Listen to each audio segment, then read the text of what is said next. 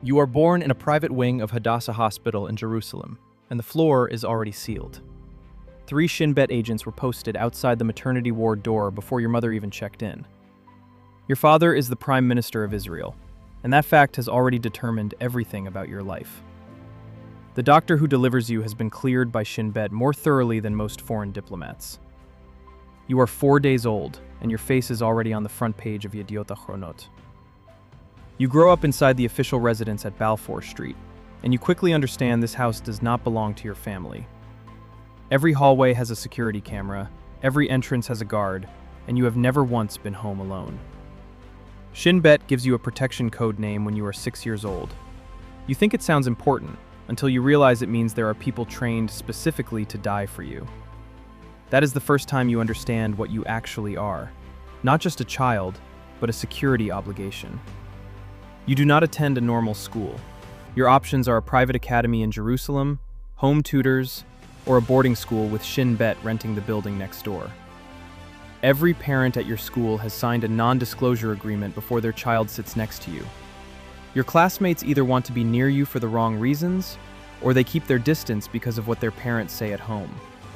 Your first memory of being different happens at age 8, when something you mention casually at a friend's house becomes a headline in Haaretz the next morning. You learn the most important rule of your life. Nothing you say, anywhere you go, is ever truly private. At 10 years old, you begin appearing at official state events. Tie too tight, smile fully rehearsed. Foreign leaders shake your hand while you calculate which fork is the correct one so you do not embarrass your father in front of 7 heads of state. Your father calls these dinners an education in diplomacy. You call it unpaid labor. At 13, you discover your father's name trending on social media, and you make the mistake of reading the comments. Half the country calls your father the savior of Israel, and the other half is calling for his arrest, and you are somewhere in between trying to finish your homework. Adolescence gives you one real escape: online gaming, where nobody knows whose son you are. For 3 years, your closest friend is someone from another country who calls you a noob and has absolutely no idea who you are. It is the most honest relationship of your life, and it exists entirely inside a screen.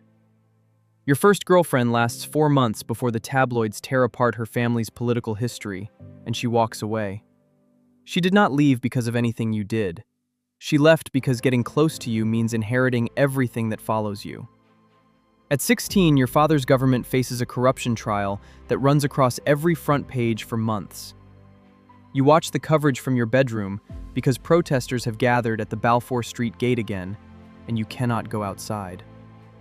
One night around age 6, you wake up thirsty and walk downstairs to find your father sitting alone at the kitchen table with his hands covering his face.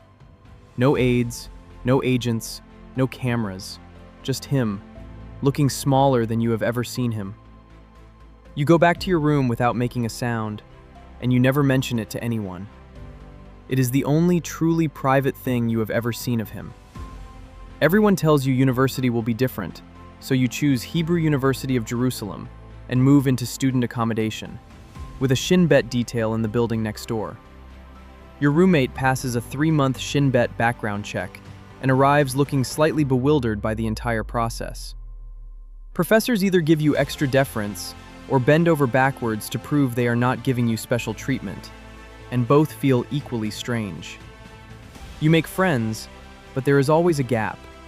They choose their words carefully around you, and you notice every hesitation. You are always the Prime Minister's son first and yourself second in every room on the entire campus. During your second year, your father's government launches a military operation, and the news runs without stopping for 6 weeks. Your campus friends argue about your father's decisions at dinner, and you sit there in the particular silence of someone who has no good answer. You call your father that night, and he answers on the second ring and speaks to you the way he speaks to foreign ministers: careful, measured, slightly formal. What you want is for him to speak to you like a father speaks to a son, and that is the one thing he no longer knows how to do. You graduate from Hebrew University, and the photographs are on the Haaretz front page the next morning before your parents even arrive home. Now you must decide what to do with a life where every path has already been assigned a meaning before you take it. If you enter politics, every speech will be measured against your father's legacy before you finish the first sentence. If you enter business, they will call it cashing in on the family name, regardless of what you actually build. If you pursue anything else, art, journalism, academia, no one will ever separate the work from the name attached to it. The cruel rule is that you cannot complain about any of it without appearing ungrateful, because the advantages you were born with are real and enormous. At 22, Shin Bet asks you a question you did not expect. Do you want to continue formal protection, or do you want to try living without it? You sit there for a long time without answering, because you realize you have no memory of ever being completely alone. You choose to try it alone, and you rent an apartment in Tel Aviv under a name that is not yours. The apartment is empty. No furniture, no agents outside, no cameras in the hallway. You sit on the floor because you do not have furniture yet, and you wait for something to happen. And nothing happens. You realize you do not know what to do with silence. You have never once had to learn. Since the day you were born, there was always someone 40 meters away monitoring every room, and that was supposed to be the prison. But standing in a room where nobody is watching you, find that silence feels less like freedom and more like something you do not know how to furnish. You spend the first night sleeping on the floor because your body does not recognize what it means to truly be alone. In the following weeks, you build a life deliberately. Furniture you chose yourself, a routine nobody scheduled, a door only you hold the key to. You take a job at a Tel Aviv technology firm, and for the first 3 months, nobody there knows who you are. Then a colleague Googles your surname during a work social, and the atmosphere in the room changes in approximately 7 minutes. The normal life you had for 3 months ends that evening and does not come back. At 26, you meet someone at a Tel Aviv conference, a diplomat's daughter who grew up in the same specific kind of visibility. She understands without explanation, and for the first time in your life, someone does not treat the name as the introduction. You fall in love, the way you have learned to do everything in your life, carefully, slowly, checking every corner before you commit. Even with her, there are things you carry that belong to no conversation, things you saw and heard that you will take nowhere. Your father is still in the news every single day. The trial, the coalition, the war, the protests, and his name travels with yours into every room you enter. At 28, you go to visit him on an ordinary afternoon. No occasion, just a visit, the kind normal families apparently have. He opens the front door himself in plain clothes, with no aide beside him, and he looks smaller than the man you see on television. You have coffee in the kitchen, and he asks about your life in the careful, measured way he speaks to foreign ministers. You realize somewhere in that hour that the formal distance is not a choice. It is the only mode left to him. When you leave, he stands in the doorway watching you walk down the garden path to the gate. And you cannot decide if that is a father watching his son leave, or a man trying to remember what that is supposed to look like. At 30, you understand something you could not have understood at 20. Your father gave the country everything, and that is precisely what the family never had. The name still opens every door in Israel, and simultaneously follows you through everyone, like a second shadow. You think seriously about politics for the first time at 31. Polls already show 40% approval, just from your last name, before you say a single word. But you watched your father age a decade in 4 years, and watched the privacy drain out of him until there was nothing left that was not state property.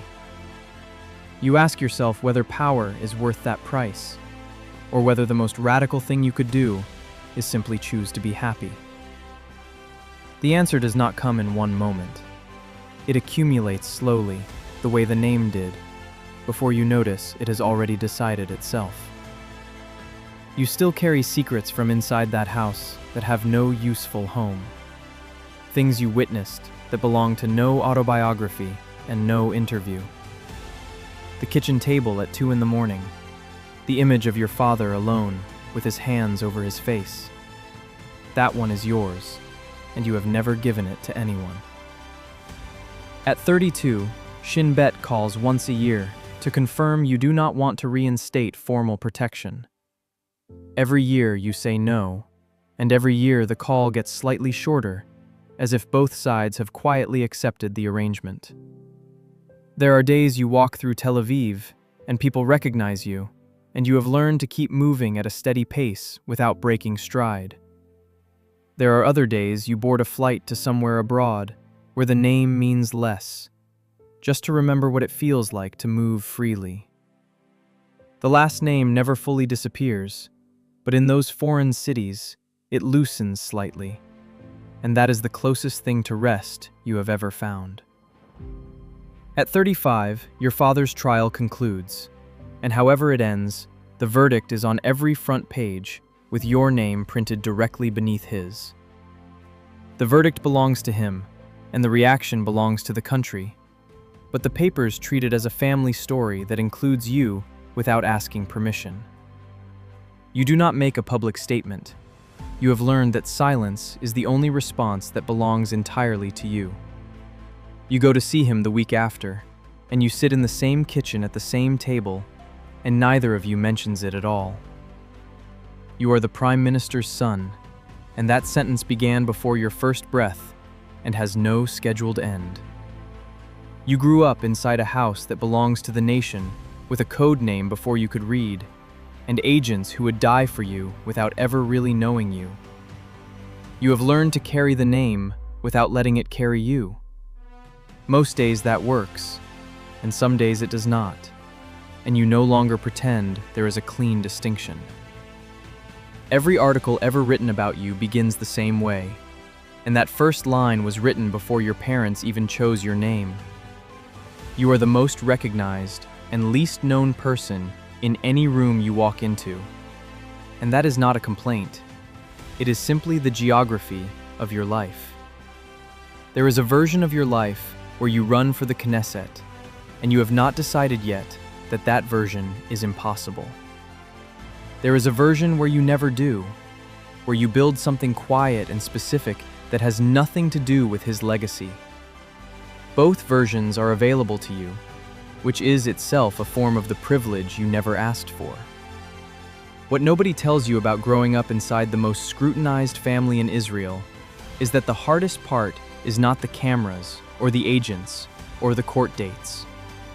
The hardest part is that your father is also just a person, and you can see that clearly, and the country never can.